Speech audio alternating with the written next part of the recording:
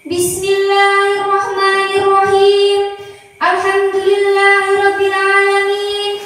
Wassalatu wassalamu ala asrofil anbiya'i wal mursalin Sayyidina wa maulana Muhammadin wa ala alihi wa sahbihi ajma'in. Amma ba'du. Yang terhormat Dewan Juri, yang terhormat Bapak Ibu panitia dan hadirin yang dirahmati Allah Subhanahu wa taala. Pertama-tama dan yang paling utama, marilah kita panjatkan puji dan syukur kehadirat Allah Subhanahu wa taala, Tuhan semesta alam yang tak henti-hentinya telah memberikan kita hidayah dan nikmat-Nya, sehingga kita dapat berkumpul pada hari ini tanpa halangan sedikit pun dan dalam kondisi sehat walafiat.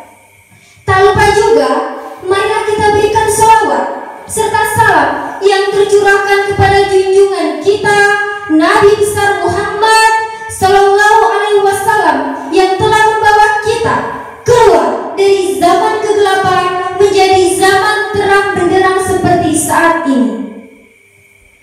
Teman-teman yang dirahmati Allah Subhanahu wa taala, judul ceramah saya pada hari ini adalah Hikmah Nuzulul Quran. Hadirin yang dirahmati Allah Subhanahu wa taala, ada yang tahu tidak apa itu nuzulul Quran? Kitab suci Al-Quran diturunkan kepada Nabi Muhammad Sallallahu Alaihi Wasallam. Pada saat peristiwa itu terjadi, Nabi Muhammad SAW sedang bersemadi di Gua Hira. Untuk pertama kalinya Al-Quran diturunkan, Nabi Muhammad SAW berusia 40 tahun dan resmi diutus menjadi Rasul utusan Allah Subhanahu wa taala. Tepat pada tanggal 17 Ramadan tahun 610 Masehi, kitab suci Al-Quran diturunkan ke dunia. Hadirin yang dirahmati Allah Subhanahu wa taala, ada dua tahapan proses diturunkannya kitab suci Al-Quran. Nah, teman-teman, ada yang tahu tidak prosesnya apa saja? Ya. Jadi, yang pertama, kitab suci Al-Quran diturunkan secara langsung dari Lauhul Mahfuz ke langit-langit dunia dalam satu kitab yang utuh. Pada tahapan ini, Al-Quran diturunkan tepat pada malam Lailatul Qadar. Yang kedua, tahapan kedua adalah Al-Quran diturunkan secara bertahap atau secara berangsur-angsur melalui malaikat Jibril kepada baginda Rasulullah SAW agar mudah dibaca, mudah dipahami, mudah dilaksanakan pada zaman tersebut. Hadirin yang dirahmati Allah Subhanahu wa taala, sejarah atau peristiwa turunnya kitab suci Al-Quran ini diperingati sebagai Malam Nuzulul Quran. Malam Nuzulul Quran adalah malam yang sangat penting bagi umat Islam. Malam Nuzul Quran adalah malam yang sangat istimewa bagi umat Islam. Allah Subhanahu wa taala akan melipat gandakan pahala bagi orang yang beribadah pada malam tersebut, karena malam Nuzul Quran adalah malam yang penuh dengan keberkahan dan lebih baik daripada 1000 bulan. Teman-teman, dan para malaikat pun ikut turun ke bumi untuk mendoakan semua umat, semua hamba-hamba Allah Subhanahu wa taala yang berdoa di jalan Allah Subhanahu wa taala, yang beriman dan bertakwa di jalan Allah Subhanahu wa taala. Hadirin yang dirahmati Allah Subhanahu wa taala, Maha suci Allah yang telah menciptakan kitab suci Al-Quran dengan sangat sempurna, yang terdiri dari 30 juz, 114 surah dan 6.666 ayat. Hadirin yang dirahmati Allah Subhanahu wa taala,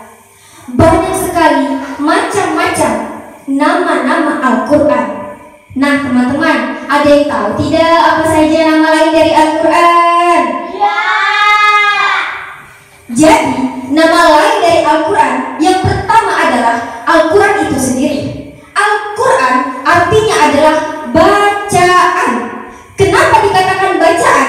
Karena wajib kita baca, wajib kita pahami, wajib kita amalkan dalam kehidupan kita sehari-hari, dan wajib kita laksanakan, wajib kita pedomani dalam kehidupan kita sehari-harinya.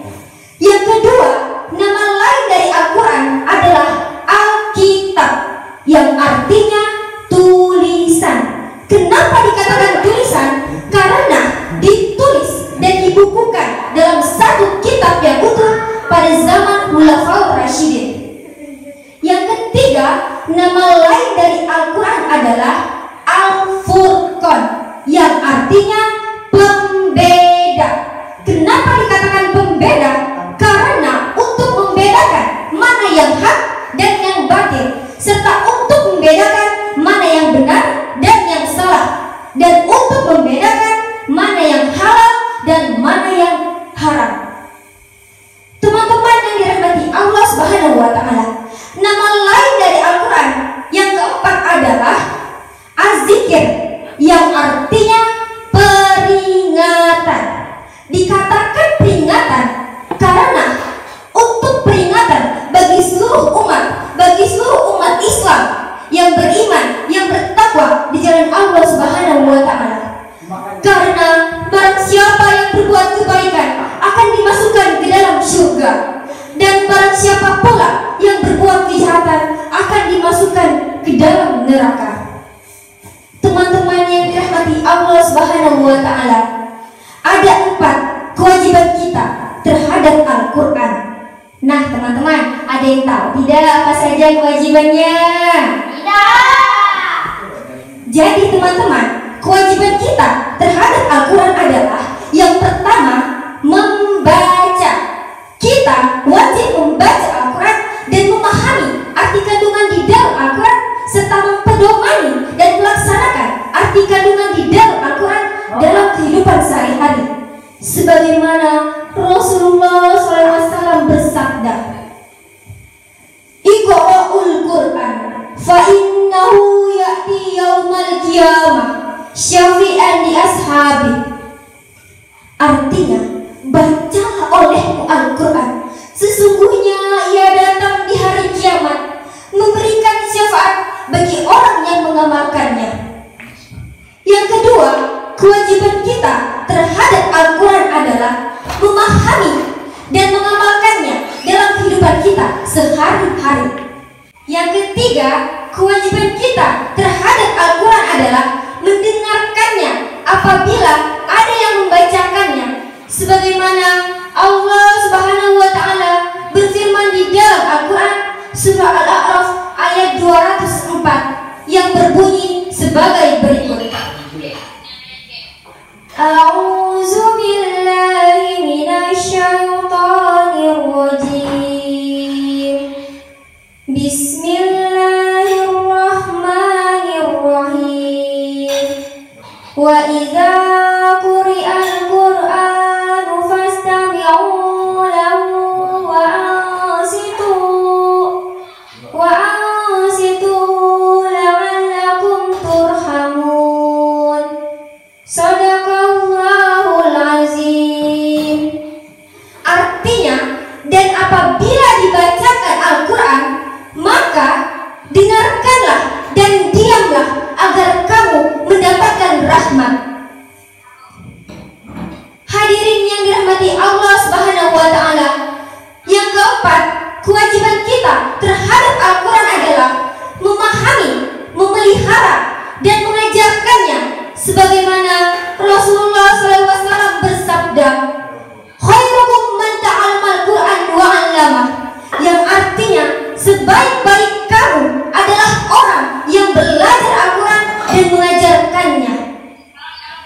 Hadirin yang dirahmati Allah Subhanahu wa Ta'ala, jadi hikmah yang bisa kita ambil dari nuzul Quran ini adalah kita sebagai umat Islam, kita sebagai umat baginda Rasulullah SAW wajib membaca Al-Quran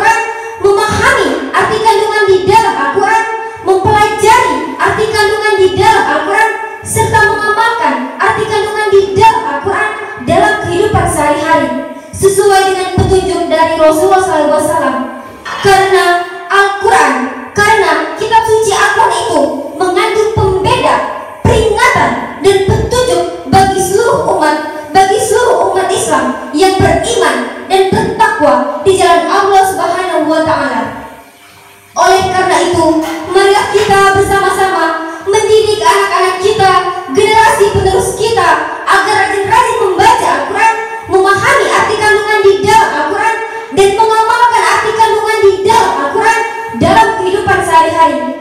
Karena mengajarkan Al-Quran adalah hak, kewajiban, dan tanggung jawab kita semua untuk melahirkan generasi-generasi yang Qurani. Karena umur kita semakin bertambah. Kalau bukan kita, siapa lagi? Kalau bukan sekarang, kapan lagi? Betul tidak teman-teman? Apalagi yang sudah berumur, apabila mata sudah mulai kabur, gigi sudah mulai gugur, uban sudah mulai bertabur, pendengarannya sudah mulai kulitnya mulai makanannya jalannya pun maju akhirnya masuk ke liangku, kurang keras teman-teman, akhirnya masuk ke liangku. Hadirin yang dirahmati Allah Subhanahu wa Ta'ala, sebelum saya mengakhiri ceramah saya pada hari ini, saya ada pantun untuk kita semua. Mau dengar tidak teman-teman? Mau tahu apa? Mau tahu banget? Burung dara, burung cendrawasih, cari dulu di Papua. Cukup sekian, terima kasih. Semoga bermanfaat untuk semua. Kalau lapar maka makanlah, kalau haus maka minumlah, kalau puasa maka tahanlah, kalau saya ada salah maka maafkanlah. Hadirin yang dirahmati Allah Subhanahu wa Ta'ala, Rasulullah SAW bersabda, al-insanu mal khata wan nisyan, yang artinya manusia tepatnya salah dan khilaf. Akhirul kalam, wabillahi taufiq wal hidayah. Wassalam.